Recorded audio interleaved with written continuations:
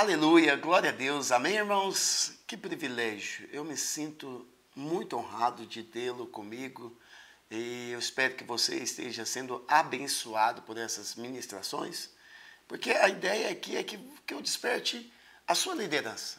O meu coração é para cooperar com você, para que você possa perceber quão importante é a sua liderança, quão importante é você ser um maestro para a sua equipe. E é isso que faz toda a diferença.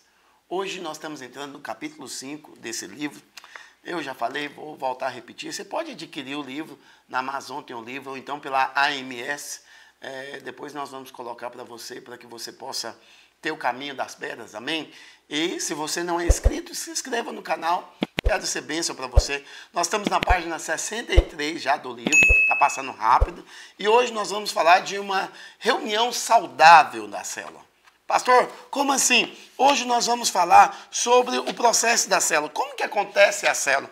E é sobre isso que eu quero compartilhar com você. E eu quero falar para você, em cima do que eu falei na última aula. Bons líderes, eles são verdadeiros facilitadores. Pastor, como assim? O que um bom líder faz?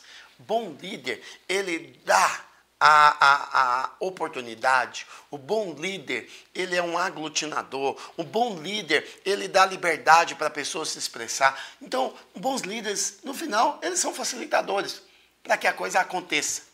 Lá em 1 Coríntios, capítulo 14, versículo 26, a palavra de Deus diz: que fazer, pois, irmãos? Quando vos reunir, um tem salmo, outros doutrina, este traz revelação, aquele outro língua, ainda outro interpretação. Seja tudo feito para a edificação. Nosso encargo é esse. Nosso desejo, o desejo do nosso coração é que cada membro do corpo, do menor ao maior, todos eles se sintam envolvidos, todos eles possam ter esse encargo, a edificação uns dos outros. E aí, quando se fala da célula, nós podemos avançar nisso. Nós podemos ter um pouco mais de esclarecimento e revelação. Então, os componentes de uma reunião de célula é muito importante. Então, a primeira coisa que você precisa entender é que tem que haver envolvimento. Tem que haver envolvimento. Porque quando você vai para uma célula, pode acontecer de alguém estar ali, ele está ali com o corpo presente, mas o espírito, a alma dele está longe. O coração dele está longe. Eu sou um exemplo disso. Deixa eu abrir aqui um parênteses para te contar isso. A minha primeira experiência de célula não foi das melhores. Eu lembro que eu fui na casa do anfitrião, na época era o Mark Harry, é um pastor nosso, e hoje ele é pastor. Eu lembro que lá tinha uma mureta, e eu sentava lá no canto da mureta para que ninguém me chamasse. E aí eles iam começar, sempre é assim, começa com quebra-gelo. E eu nunca queria participar do quebra-gelo. Eu achava que era uma besteira. Eu falava, que coisa. Primeiro é porque eu não queria estar ali. Eu era meio que forçado pela minha mãe para estar ali. Mas você sabe, aquilo foi mudando com o tempo. Foi mudando com o tempo. Eu fui percebendo o quão importante era aquilo. Mas por que o quebra-gelo ele é tão importante para a célula? Por quê? Porque ele é a oportunidade que você tem para quê? Para envolver as pessoas. Mas quando se fala de quebra-gelo, nós precisamos tomar alguns cuidados. Pastor, como assim? A primeira coisa, o quebra-gelo também não pode ser longo demais. Olha, eu já fui em célula também, que eu cheguei e o quebra-gelo durou ali 25, 30 minutos, a metade da reunião praticamente. E aí era brincar, e não foi embora, não rendeu. Aí depois, quando entrou já para o louvor, e em seguida já não dava mais tempo de compartilhar a palavra. E aí ficou uma coisa assim, era outra coisa, que não era a edificação. Então, se você quer aprender, procure não investir mais do que uns 10 minutos no quebra-gelo. Também tome cuidado para que ele não seja cansativo, melancólico. Você sabe, tem algumas brincadeiras que são legais. São legais, mas você tem que tomar muito cuidado porque ela não encaixa. Esse tempo eu fui numa cela, eu cheguei lá e eles levaram uma cesta de fruta e queria que as pessoas dessem o nome para outra que fosse fruta. Olha, não é legal. Não é legal. Ah, pastor, é só um quebra-gelo. Então, tem quebra-gelo que ele pode, na verdade, congelar a pessoa. Pode congelar. Estou te falando porque isso precisa ser muito saudável. E a ideia, lembre disso, é envolver, não é distanciar. A ideia é que aquele irmão que está lá distante, ele possa se chegar. Outra coisa, faça rodízio. Sabe, nunca deixe mesmo a pessoa responsável pelo quebra-gelo. Coloque os irmãos para brincar, para divertir. Alguém vai ter uma ideia muito bacana. Eu sempre falo isso. Na minha liderança aconteceu um negócio tão poderoso. Porque tinha uma anfitriã, e a minha anfitriã, um dia, ela chegou e falou, vamos fazer um amigo secreto? Nosso amigo secreto foi um quebra-gelo. Agora, o nosso quebra-gelo, ele era para orar pelas pessoas durante a semana. Olha para você ter ideia. Nós fizemos a revelação, nós tiramos o papel na semana. Na semana que vem ia ser o amigo secreto. Mas o amigo secreto, ele tinha o encargo de orar pela pessoa e levar um bombom naquele dia, falar uma qualidade daquela pessoa, e nós chegamos para fazer. E aí ela ainda deu a sacada que ela falou, Radamés, se tiver visitante, você não participa. E se tiver visitante, você sai com o visitante, você dá o bombom e ora por ele. Olha, eu confesso para você, constantemente nós usávamos esse quebra-gelo na nossa cela. Meu amigo secreto é o fulano, ele é assim. E você sabe, foi muito poderoso. Muito poderoso. E aí, sabe o que era mais interessante? Que quando eu ia falar que eu tinha orado, muitas vezes as pessoas testemunhavam de algo que tinha acontecido na vida dela, porque ela recebeu oração. Então, estou te falando porque o quebra-gelo ele tem esse poder de envolver, de trazer as pessoas para cá. Você precisa ser positivo, você precisa ter fé. A segunda coisa, a parte da célula, é o louvor. Então, o louvor é algo que pode variar de uma para outra célula.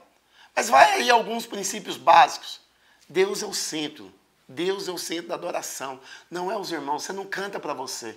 Você canta para Deus. Você louva para o Senhor. Outra coisa, louvor não é para animar a célula. Ah, mas pastor, a comunhão não faz parte, o louvor não encaixa? Encaixa. Mas lembre disso, o louvor é para edificação do corpo. Escolha sempre músicas conhecidas e fáceis. Você sabe, hoje eu vou em células e eu fico observando.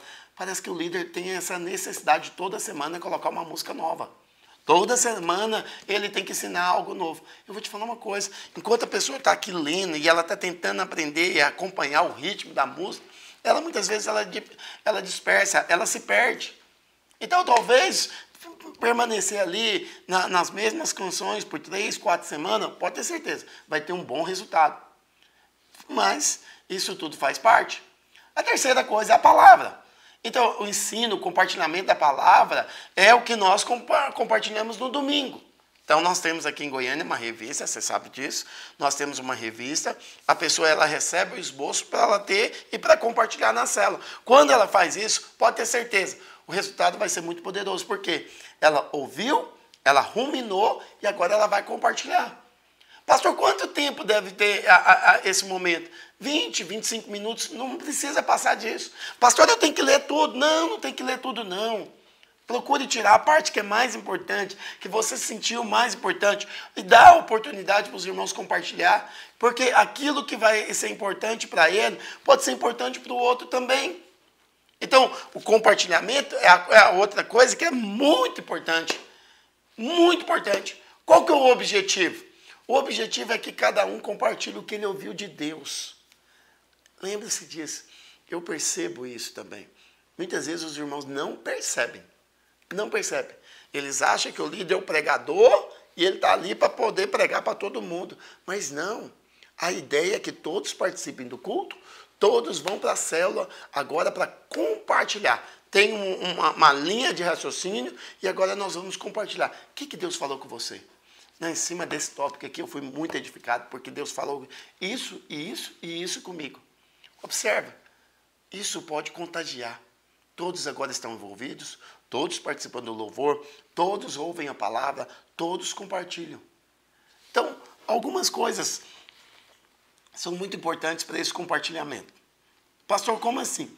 Você precisa entender. A célula tem um período para Começar e iniciar.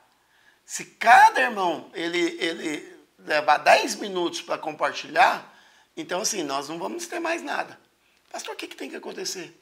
Separe 2, 3 minutos para esses irmãos, aqueles que querem compartilhar. Segunda coisa, nunca pressione ninguém a orar, a falar ou a compartilhar. Fala, fulano, fala aí. O que Deus falou com você? Não, não quero. Não, mas você tem que falar. Não, não quero. Presta atenção, não vai por esse caminho. Você, ao invés de atrair a pessoa para você, você está afastando. Não deixe os irmãos aproveitar a oportunidade para falar de assuntos irrelevantes. Então você está falando lá, compartilhando sobre o amor de Deus e o cara está falando de política. Você está falando do amor de Deus e o cara está falando do jogo de futebol que aconteceu ontem. Aí você viu lá o que aconteceu? Tome bastante cuidado com isso, porque isso pode ser um problema na sua célula. Outra coisa, os irmãos eles precisam ser breves nos testemunhos. Ah, pastor, como assim? Isso não faz parte do compartilhamento? Nem sempre. Porque muitas vezes o compartilhamento é uma coisa e o testemunho é outra. E isso você precisa tomar muito cuidado. Você que é líder, você tem que tomar cuidado. E por fim, nunca permita discussões doutrinárias. Nós não discutimos doutrinas nas células. Estou te falando porque sempre vai chegar alguém com uma teologia nova. Sempre vai ter alguém com algo novo. Não, se apegue à palavra. Fique aqui. A pessoa tem uma discussão, converse com ela depois. Outra coisa que a célula precisa ter, tem que ter, é o evangelismo. O foco da célula é o crescimento. O foco dela é que ela cresça e multiplique. Então, o líder, ele também tem que separar um tempo para expor em poucas palavras o plano de salvação. Então, por quê? Porque o alvo é que o visitante, ele aceite o Senhor Jesus. É por isso que Mateus 28, ele diz o grande mandamento. Ide e pregai o evangelho. Ide e pregai. Ensina as pessoas a guardar todas as coisas. Ensina ela o caminho que ela precisa se batizar. Então, quando eu falo isso para você, eu te falo, isso faz parte da sua liderança. Isso faz parte da sua liderança. Você é o líder. Você é o instrumento que Deus vai usar. Como, pastor, que Deus vai me usar? Compartilhe com ousadia. Você é ministro de Deus. Há uma unção, há uma capacitação. Não precisa ficar constrangido. Sabem, você, pastor, mas eu sou tímido. Tá bom, até você começar. Na hora que você começar, use Isaías 61 na sua vida, porque o Espírito do Senhor está sobre mim, porque o Senhor me ungiu. Quer dizer que você é ungido. Não tenha receio de fazer apelo. Pastor, e se a pessoa não quer aceitar? Se ela não quer, amém por isso. Nós vamos continuar pregando o Evangelho a cada semana, o perdão de pecados a cada semana, até que o milagre aconteça. Amém? Seja gentil, agradável, sorridente. Olhe nos olhos das pessoas. Sabe, você nunca discute com visitante. Para quê? Não, fulano, nós não vamos falar disso aqui hoje, não. Isso aqui não é um caminho, não. Não, eu não quero falar. Não, mas é assim, não, depois nós conversamos. Agora não. A respeito dos dons espirituais é uma outra coisa. Então, uma das vantagens de uma célula é permitir que os irmãos, então, eles exerçam os dons, como nós acabamos de ler lá em 1 Coríntios. Eles podem fluir. Uns oram, outros profetizam. Permita isso. Todo líder, ele precisa ter esse planejamento na sua reunião. Para quê? Para que os irmãos possam fluir, para que eles possam ser cheios do Espírito Santo. Pastor, o que você me diz a respeito disso? Vou te falar. Comece louvando, adorando.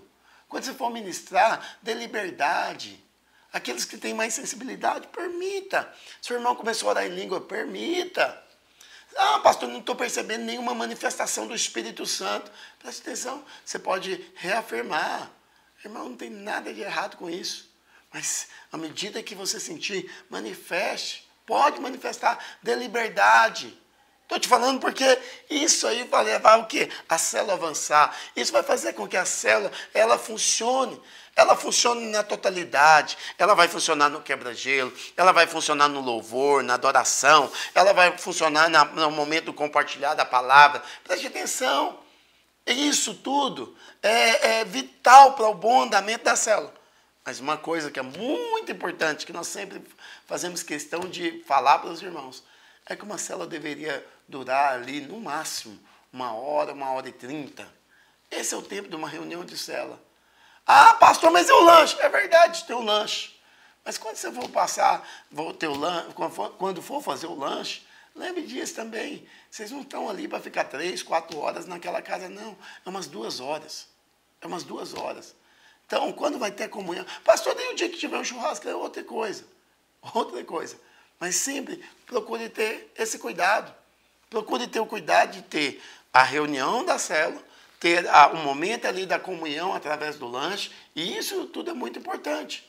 Por quê? Porque é nesse momento que fortalece os vínculos, é nesse momento que as pessoas elas se sentem mais abertas para poder falar. E isso tudo vai fazer toda a diferença. Então, volto a falar para você. Qual que é a importância da casa? Um bom anfitrião, ele não é o único fator de multiplicação de uma célula. Mas um mau anfitrião, ele certamente vai destruir a célula. Estou te falando porque, volto a falar para você o que eu já falei lá atrás. Primeiro as pessoas se convertem a nós, para depois elas se converterem a Cristo.